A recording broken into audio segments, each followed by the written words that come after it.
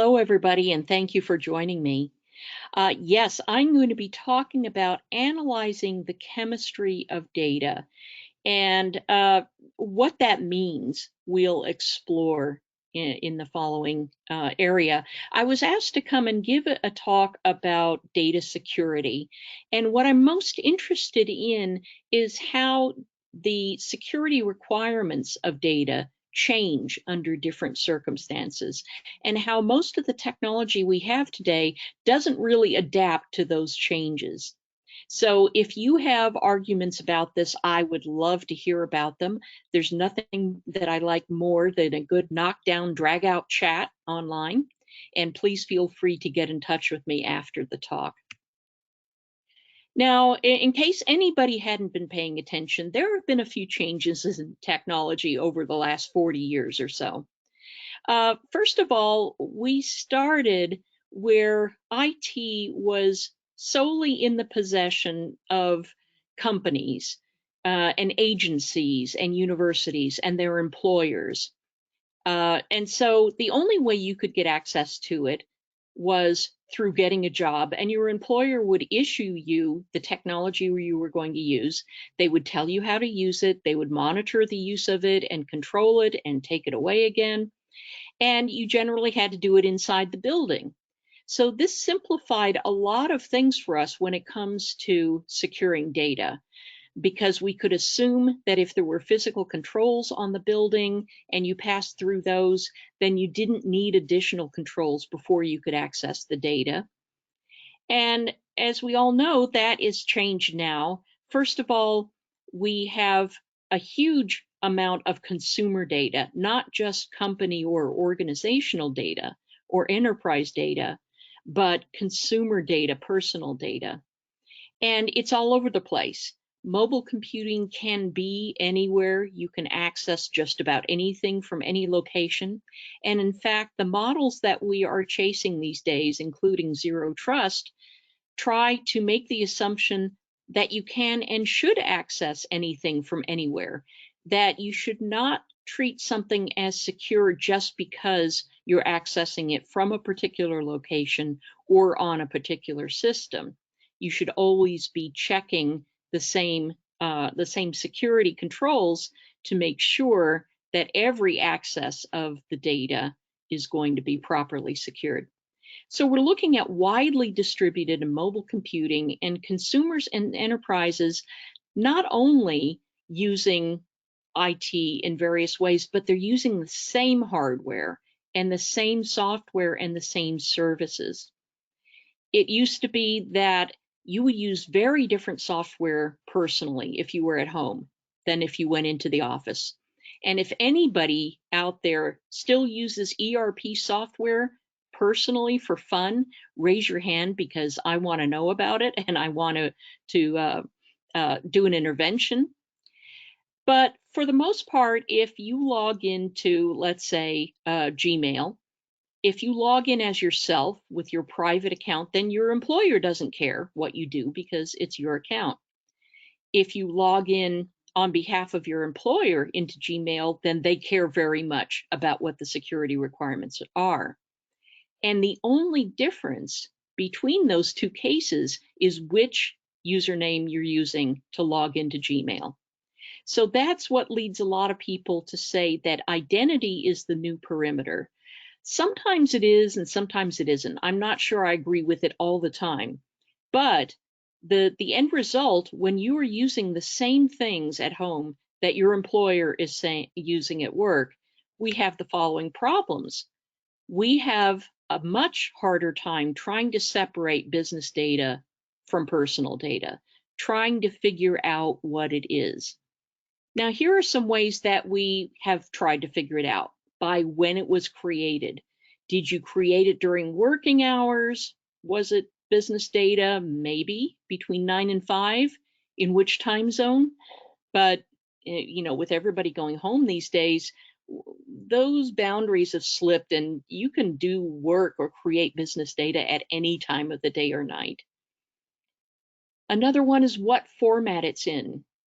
It used to be if it were a Word document, you could be pretty sure that was an Office document. Kind of says so right there, Office document. That's not the case anymore. So what format the data is in is not indicative of whether it's business data. Where it's located, where it is stored, or where you are located. If this is banking data in Switzerland, is this Swiss banking data? Does this fall under Swiss banking privacy laws? That's a really good question. If you take that data outside of Switzerland, is it, should you be able to still access it? Well, is it yours? Does it still belong to the Swiss? All these questions are coming up. Where the data is used and stored, we don't have very many boundaries anymore about when and where you do work or you do personal work. If you're writing something and using a work application to do it, and then sending it home to yourself or putting it in the cloud in your own personal Dropbox, is that business data? Is it not? What about if you're mixing personal data and business data in the same document? This is making it much more complicated. And then finally, how it was created, which applications you used. Is this part of a database? Is it not? Under what circumstances and in which context was it created? Were you taking notes during a business meeting, or were you sending a private message to your colleague across the table planning for a party later on? None of these things, these criteria, are working very well anymore when it comes to telling the difference between business data and personal data. A lot of times now you just have to look at the content directly to make that distinction. And as a CISO, I've had to sit there with people from legal and people from HR and going, is this personal data or is this business data? I'm not sure. Should we be looking further for this? Should we be looking at old CDs in filing cabinets? Or should we take the employee's word for it that this is all the business data that they're in possession of? That this is very, very complicated. So in general, I'm going to make a broad generalization here to talk about how we understand data when we're talking about data security. First of all, we're always talking about classification. Is this public data? Is it sensitive? Is it internal data? Is it strictly confidential? Now, when I worked for a Swiss bank, strictly confidential meant if it got leaked, somebody is going to jail. And it's not going to be the bank, because you can't put a bank in jail. They might pay the fine for you, but they are not going to wear the orange jumpsuit for you. So classification matters a lot in contexts even outside of the military. The problem is, in my experience, that people do not want to have this sort of meta thought about classifying the data that they're working with. They just want to work with it.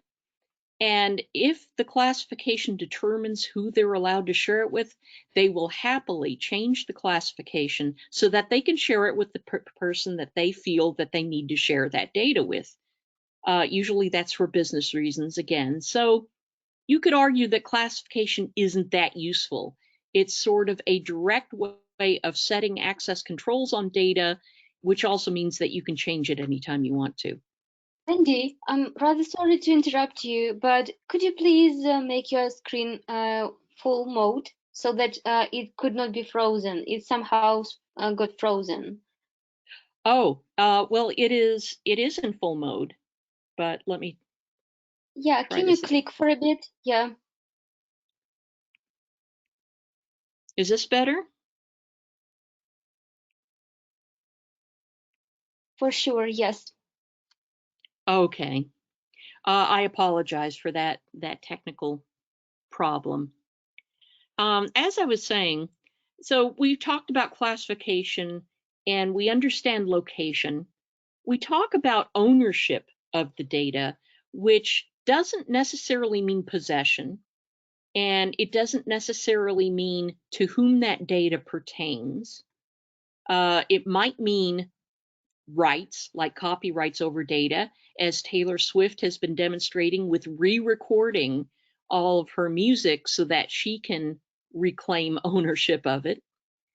Data formats are other ways that we describe data. Again, is this part of a database?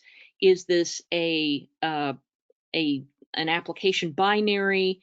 Is this streaming video? Is this a snapshot of a point in time?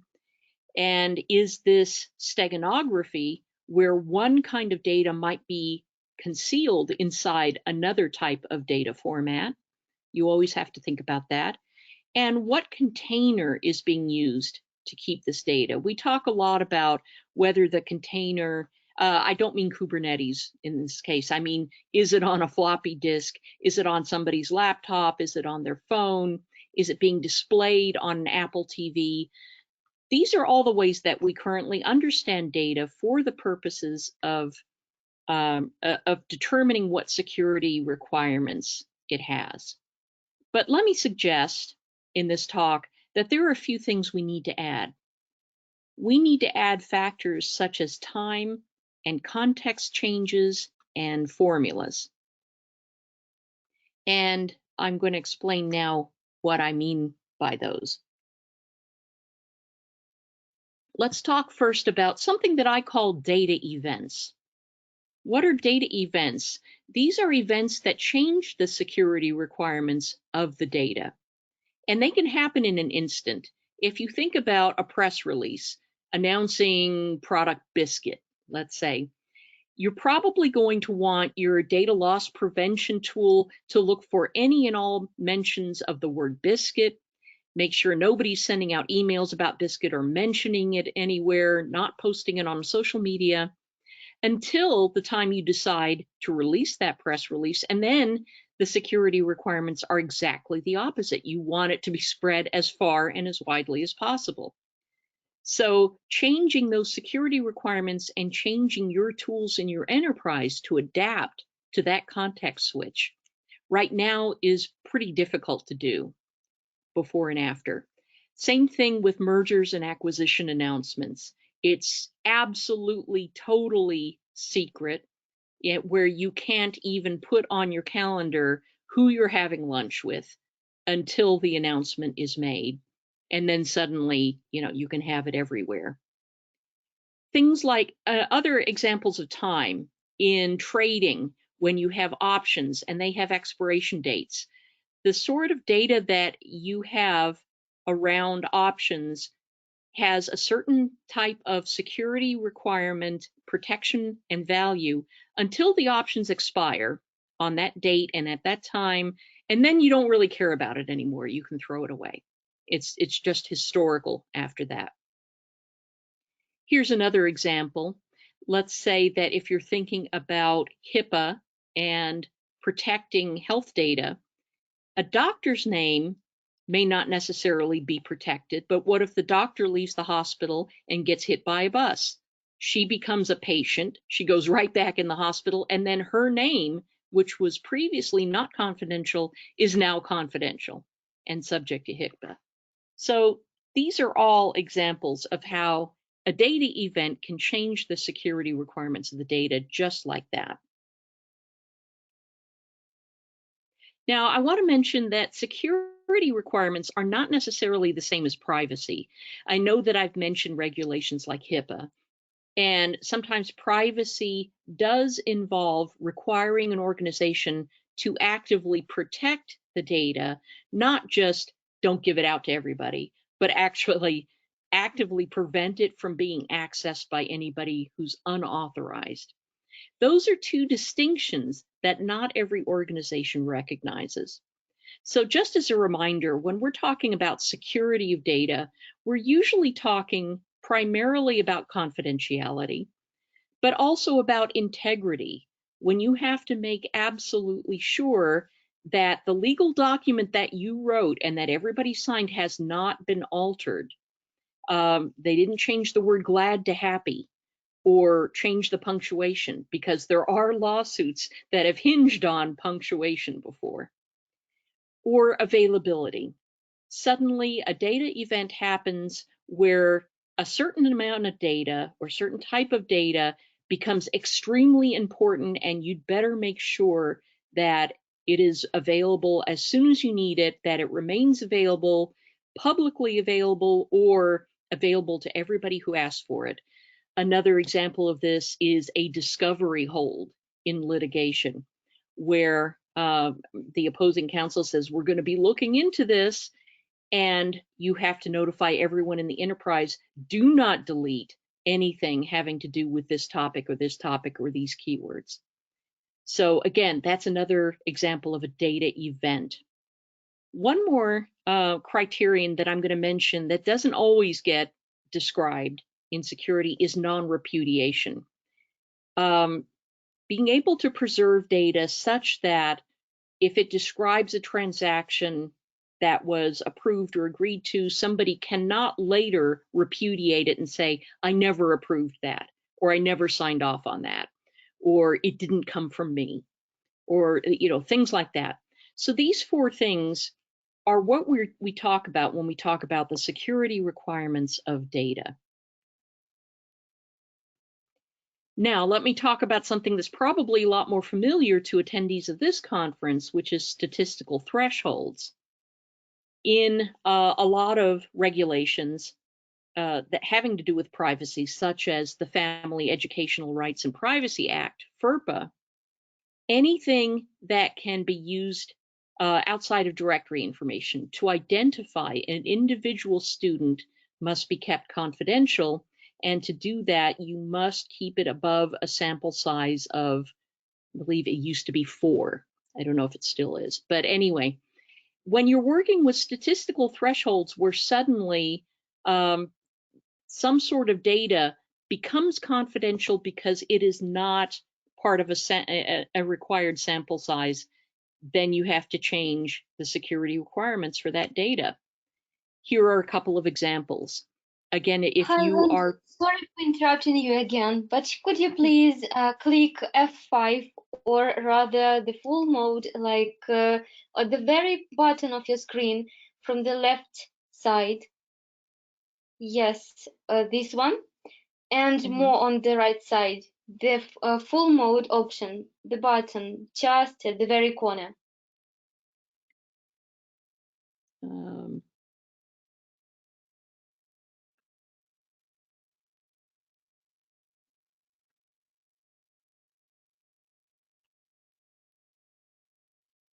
Let me try this again.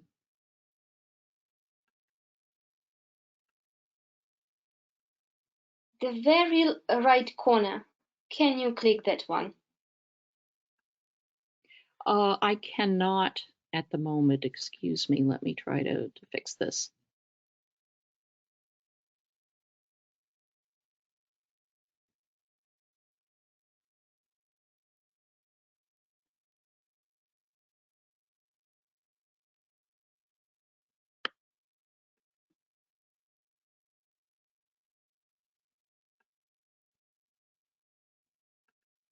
All right. Is this better? I guess not, but can you try to click slideshow on the panel? I have clicked slideshow, and it is showing as slideshow on my screen. All right, I guess we can fix it by me clicking on your screen. Okay. If I'm not mistaken.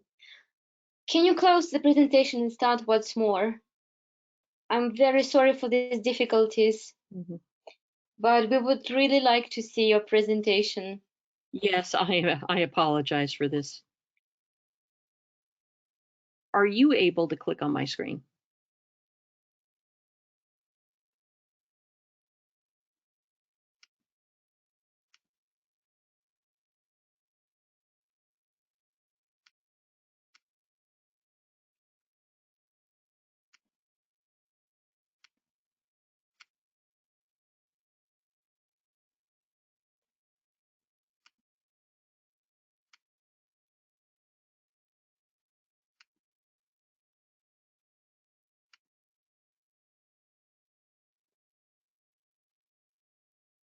What about clicking F5? This should also help. Let me see.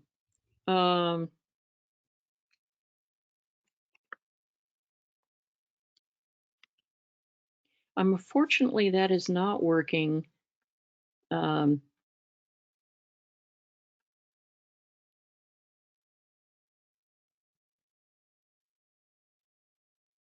Yeah, unfortunately, I have to restart. I would have to restart GoToWebinar in order to. All right, so in this case, we still will ask you for presentation slides so that people could really see that. But indeed, it is rather interesting to hear you as well. So please continue. Okay, let me.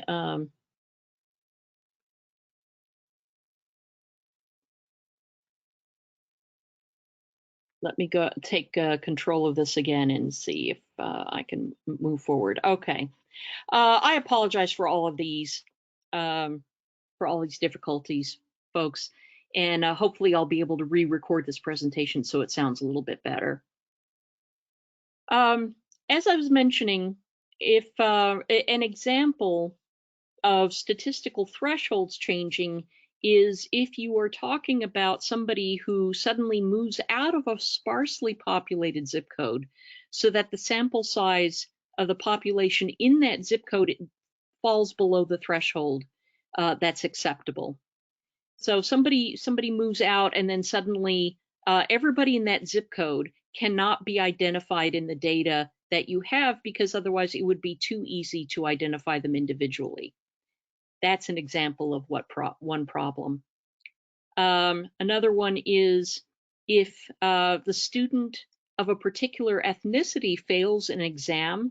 Again, if we're talking about FERPA in schools, where they usually collect data on how students perform and they collect ethnicity data along with the student data, if you have one particular exam result where a student of a particular ethnicity fails the exam, suddenly they may become the only person of that ethnicity who has failed that exam, and therefore you could identify them individually. Therefore, it makes for a confidentiality problem. It becomes a FERPA violation.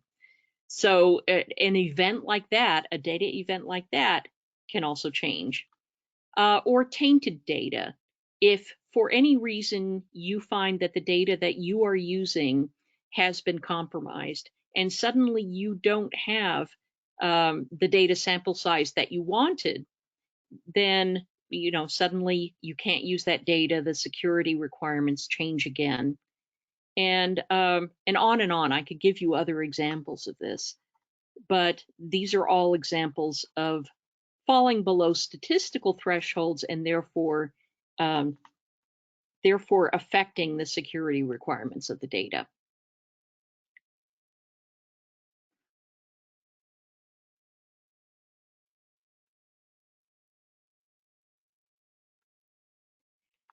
Now, is everybody able to see my screen now? Let me just ask Anna if that's possible.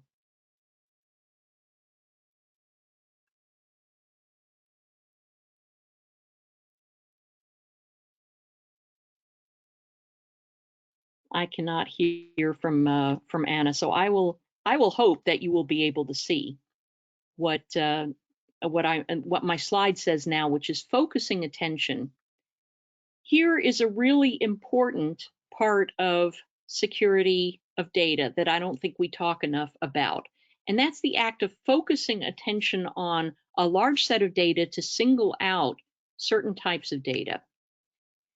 Now, I hope that you can see this screen. This is a picture from Google Street View, and it looks kind of boring. You got some trees, you got some shrubs, you have part of a street sign, you got somebody walking along the corner here.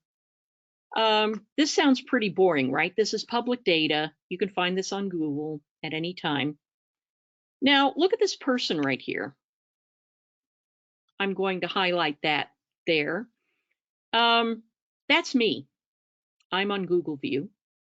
And you can see now, does your impression of this picture change now that you know that this random person in this Google Street View is me?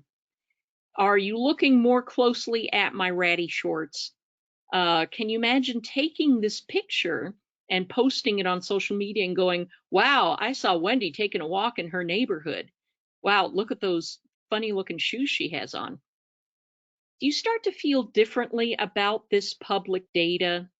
If it were you, would you start to feel nervous? Usually, there are lots of people who show up on a Google Street View and their faces are blurred and everything's fine. But once you know who that person is and you call attention to that person, I don't know if you can see my screen, but there's a target now displayed on the picture of me, on the image of me, like you would see in a sniper scope. Somebody is showing this picture of me with a target painted on me, walking in my neighborhood. Does that start to make you nervous? It's all about the context. Because if somebody were to post this picture of me walking in my neighborhood with a sniper scope painted on me, you can imagine that there would suddenly be a large hullabaloo about why are you posting this? It's not that it's not public data. It is. It's because you're pointing it out in a particular context. So let's talk a little bit more about what that means. I sure hope you can see my screen, because here, this is a Slack message that I posted to my team, a picture that I took out of a plane window as I was flying back from Switzerland a month or two ago, maybe last month, don't remember. Anyway, I suggested to my colleague Dave that he should try to tell me what my seat number is, just using open source intelligence to try to figure out. Just from this picture of the sky, and there's some ocean and there are some clouds. Tell me my seat number, Dave, I said. So in the next slide, in the next picture here, he's saying, so I would say that you are on Delta Flight 0073. He's got a picture of the flight path, and he's got part of a picture of the seating configuration in that flight. He pulled this up really, really fast. Moreover, he says now on this slide, you're on the left side of the plane, and he's pinpointing one of the seats. And he says, I can't see the wings, so you're in a forward position. I'm going to guess that you're in seat 5A. And he goes on to say, Delta, because platinum medallion. I happen to mention that I had platinum medallion status on Delta. And then he also says, you're flying on the flight from Amsterdam, as there aren't direct flights from Zurich for Delta, and Schiphol is a hub. And I said, damn, you're good. I was actually in 6A, not 5A. And he said, so close. And I just want to point out that Dave is very good at open source intel. He figured this out within about, I would say, 5 to 10 minutes of my posting that innocuous looking picture from out of the airplane window. This is the sort of thing that if somebody is interested in figuring out where you are, exactly where you're flying, what seat you're in, maybe, I don't know, calling in a bomb threat, the passenger in seat 6A says that they have a bomb. That has actually happened before. This is where singling something out using publicly available open source intelligence can get pretty scary. Okay, so let's go on. If you're not convinced yet, here is a headline from 2012 in which the headline reads, New York newspaper posts map with names and addresses of handgun permit owners. And this came, I think, from The Verge. Now,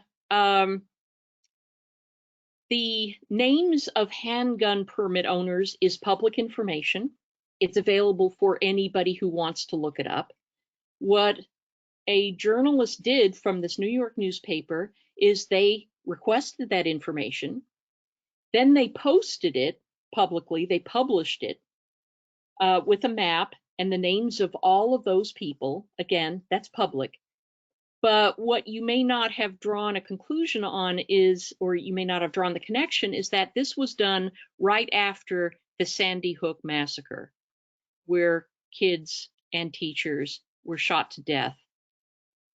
Now you see that context is very, very different, where you decide to go single out gun permit holders, even though it's public information, you're going to publish it during the context of time where people are still talking about the Sandy Hook massacre. They're going to draw that connection mentally. You don't even have to say anything. Everybody knows what you're referring to. And now that was another huge controversy. Was the paper supposed to be able to do that? They called attention to a particular topic of public data, a certain sample in a particular context. This is the discussion that we should be having when we're talking about security requirements of data. And again, I'd love to talk about this later, but what I believe that we should be talking about is the right not to be singled out in data. There may be huge amounts of data. We love big data. We are really, really interested in big data. The more, the better. And what we do with that data can be really fascinating, but there's a very special case that comes to the fore when you're singling out individuals or companies or any type of data with a particular agenda in mind or in a particular context. Now, let me move on to talk about precursor data, which is if you work in law enforcement, and especially if you talk about dangerous chemicals, you will hear about law enforcement concerns about certain things that may be indicators of a precursor to a crime being committed.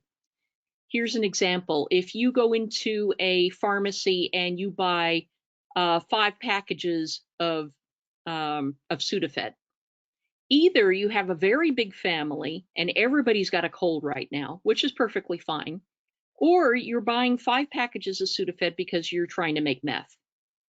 The context is everything. So there are some cases where that would be a completely legitimate reason to have that much Sudafed. But if you're talking about dangerous chemicals, there are circumstances in which there are certain combinations, certain amounts that you have no business possessing unless you're about to commit a crime. And this is what I mean by precursor. What would it be like if we had the concept of precursor data? If you were collecting data that you really had no business having in your possession, and you had to ask, what are you going to use that for? What could you use it for? This is the discussion that we should be having. There should be types of data that, unless it is part of your business and you can demonstrate why you need to have it, maybe you shouldn't have it. And along the same lines, I'm going to introduce what I call the principle of least use. And again, I know this is antithetical to everybody who is working with data today and who wants more data and more data and more data. The problem is that some of this can be misused. And if you do not need this data, you really should be getting rid of it or trimming it as much as you can for security reasons, not just legal reasons, but in general for confidentiality, integrity, and availability, all of those reasons. You should not be holding on to data that you're not actively using. Now, I know a lot of developers who haven't received it as a requirement from their business contact, but they will collect all the data that they possibly can and store it because you just never know in the future whether the business case is going to ask for it. But I will ask you again, try to resist that temptation to collect things just in case you need them later. Because as we just saw, there are ways that data can be used and misused that you really don't want to get into. It might be safer to think of data as toxic waste, and that anything that data touches could be contaminated, so you want to keep it isolated. And if you treated it that way, you may be saving your organization a lot of pain. So in summary, what I'm going to urge you to do when you're working with data is to know your formulas. Now, I've given this talk to a lot of organizations. There are CISOs at insurance companies, financial institution companies, universities. They understand this intuitively with their data, what somebody could do with the data. When I was working for the Texas Education Agency, we had quantitative analysts on staff to sanitize the data that we were required to give out to researchers to make sure that they could not use it to identify individual students, because that would be a FERPA violation. Now, we couldn't do anything about it if those researchers took our sanitized data, went back to the school districts and collected social security numbers and re-weaponized that data. There was nothing we could do about that, but at least we could ensure that when the data was handed to them, it was sanitized as far as we could tell statistically. So know what somebody could do with your data. If you are sharing data with another partner, you may need to specify in your sharing agreement what they're allowed to do with it, what they're allowed to add to it, and so on. Understand how time and events affect your data, as we just discussed. Talk about when to prune. Record retention is usually a big thing in the public sector, not so much in the private sector, but you really should be talking about it. And what business decisions change security and privacy requirements? Again, you may intuitively know a lot of these things, but it's good to have the explicit conversation with your management, because are you keeping up with the security requirements of the data as these decisions and effects and events affect them? Probably not. So think about that as well. So that is my presentation.